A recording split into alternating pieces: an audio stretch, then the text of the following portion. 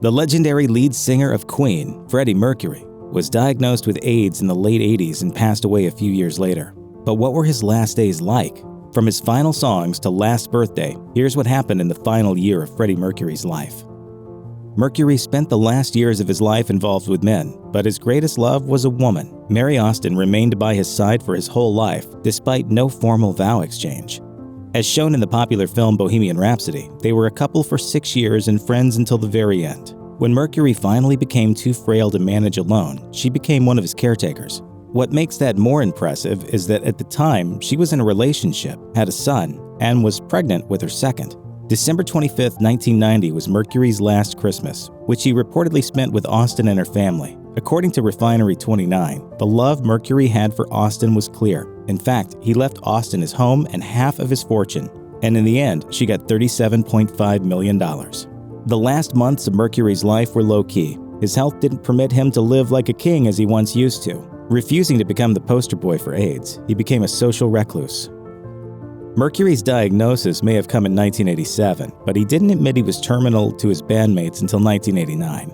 Right after they released their 13th album, The Miracle, Freddie invited them over for a heart-to-heart. According to Rolling Stone, AIDS was never mentioned, but it was clear that Freddie wasn't long for this planet, especially when he reportedly said, "You probably realize what my problem is." All Mercury wanted to do was go about business as usual. Roger Taylor, Brian May, and John Deacon were shaken, but they did what Mercury asked of them. And so, in February 1991, Mercury saw Queen's album Innuendo released to the public. Queen later released another album once Mercury was gone, but Innuendo was the last album that Mercury witnessed. As he put it, "I want to keep working till I drop." And so he did. And while working on the song The Show Must Go On, Mercury was deathly ill.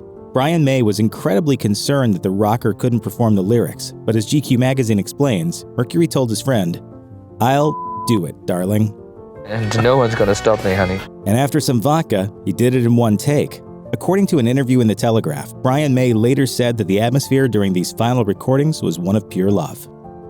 The 8th song in the Innuendo album was These Are the Days of Our Lives. The song was a chart topper, of course, but the real reason it remained so special is that it would end up being Freddie's last music video. In it, Mercury is gaunt and heavily made up, but looks a little less frail in the black and white version of the song. Sadly, his movements are a little less sure, although his fire definitely flickers at times. The final scene of the song sees Mercury looking directly into the camera. There's a vulnerability in his eyes, with a hint of his trademark defiance. For fans, it's definitely a bittersweet moment, as it works as both a reminder of his passing and a testament to his talent.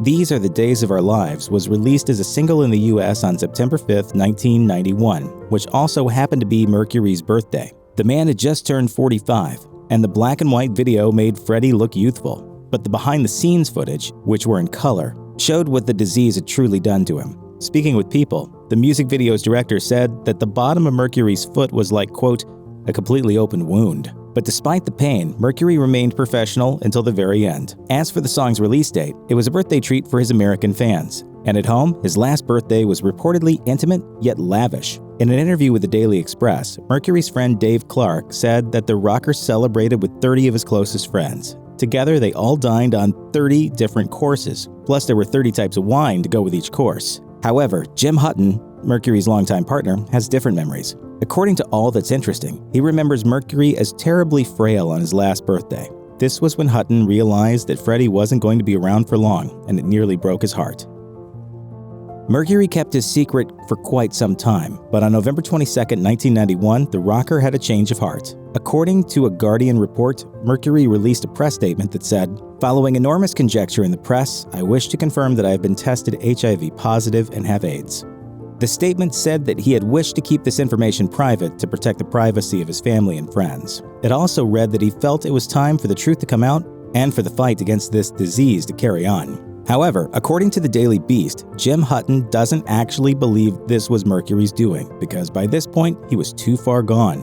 Hutton explained, "He couldn't have done. He wasn't capable. His manager, Jim Beach, released it. I don't think he would have wanted it. He wanted his private life kept private."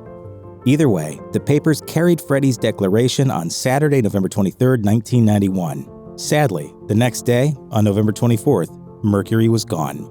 I just want them to have a carnival every time they listen to my songs, you know.